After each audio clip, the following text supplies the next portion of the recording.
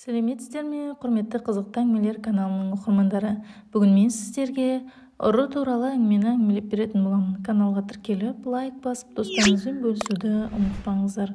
Қазақша каналдың дамуына үлес қосып отырыңыздар. Студент кезім еді. Үй іздеп жүріп, Иман жүзді Гүлнұр есімді қазақ қызымен таныстым. Бірден жылы шырай кеткен, қара торы бойжеткен, жалғыз тұратынын айтып үйіне шақырды. Сұраған пәтер ақысы да көңілге қонымды болғандықтан бірден келісе кеттім. Көшіп бардым. Ертесі туған күні екен. Азын-аулақ дайындық жасауды да ұмытпадық. Ол көрші құрбысы Батиса да келіп, кілт бар екенін және жылға жуық араласатынын, осы үйге өз үйіндей кіріп шығып жүре беретінін айтты. Таңертең құрбысы келіп, аз-маз әңгіме айтып, қайта шығып кетті. Ал кешкісін жұмыстан оралған Гүлнұр неге екенін дастархан жайып жүріп, өзінен өзі ашуланды. Қолындағы ыдыстарын лақтырып, маған алара қарайтын сияқтанды.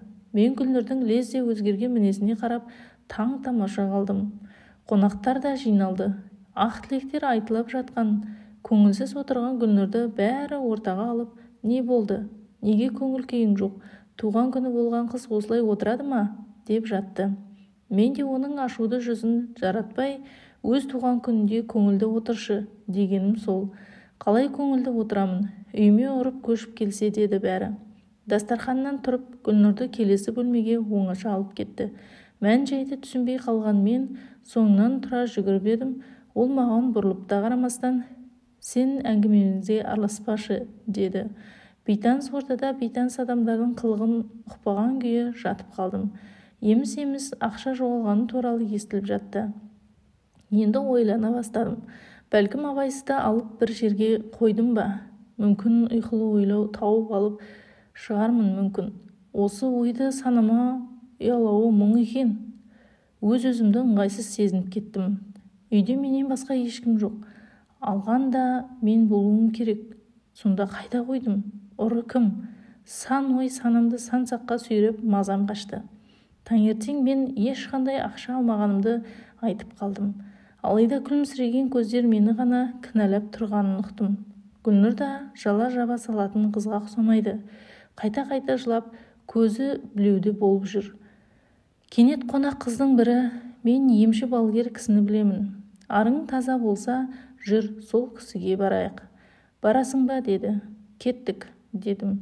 Мен басқа амалым табылмаған соң Батиса мен Гүлнұр үшеуміз емші әйелдің есігін қақтық.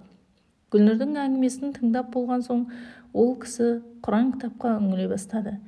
Кенет дәл қарсы алдында отырған маған қарап тұрып, мына қыздан көріп жүрсің бе? Деп күлді. Бұл қыздан өзге ешкім емес деді. Гүлнұр ызаланып, бекер, бұл қыз ұры емес деді ол. Қолына қалам қағаз алып әлденені жаза бастады. Соңында әлгі жапырақ қағазды Гүлнұрдың қолына ұстатты да, мына қағазды қараңғы бұрышқа тығып қой. Ұры 2-3 күннің ішінде ақшаңды өзі әкеп береді дегенде Гүлнұр мырс етіп күліп жіберді. Өзі әкеп береді деймін? Әбден қиналып әкеп береді деді емші. Жолда Батисаның әңгімесінен Тараз қаласынан әлі білмейтінін жылы бұрын өзге елден көшіп келсе де ешқайда шығып көрмегенін түсіндім. Үйге келе сала қолымызға Құран ұстап, өзара шынымызды айту үшін серттесе бастадық. Алғашқы болып Гүлнұр бастады. Мен ақша жоғалтқаным рас, ант етейін деді. Батисаға да берді. Ақшаны ұрлаған мен болсам, сәби сүймей өтейін өмірден деді Батиса. Сол сәтте мен ол қыздың сәби сүйе алмай жүргенін келіншек екенін ұқтым. Кезек маған келгенде Батиса күлімсіреп, ал баста деп қойды. Мен ешқандай ақша ұрлаған жоқпын. Соңымнан ерген жалғыз бауырым бар еді. Қымбаттым да сол деп жанарыма келген жасты іркіп қалдым. Гүлнұр жұмысынан кеш келетін.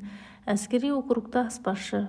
Ақша ұрланғанына 3-ші күн деген күні жұмысынан алып ұшып ерте келді. Келе маған құшағын жайып ренжімеуімді өтіне бастады да жұмысқа Батиса келді. Ол менің жұмысым тұрмақ, өз үйінің адресін білмейді ғой. Қалай тауып келгеніне таң қалсам, өзімде білмеймін. Әйтеуір бір күш артымнан итеріп алып келді дейді. Түрін көрсең шошисың. Үстінде халат, аяғында үй тәпішкісі, шашы алба-жұлба.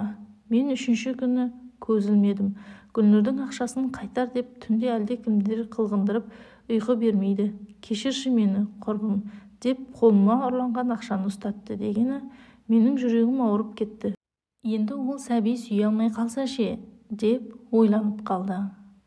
Құрметті Қызықты әңгімелер каналының оқырмандары, каналға тіркеліп, лайк басып, достарыңызбен бөлісуді ұмытпаңыздар.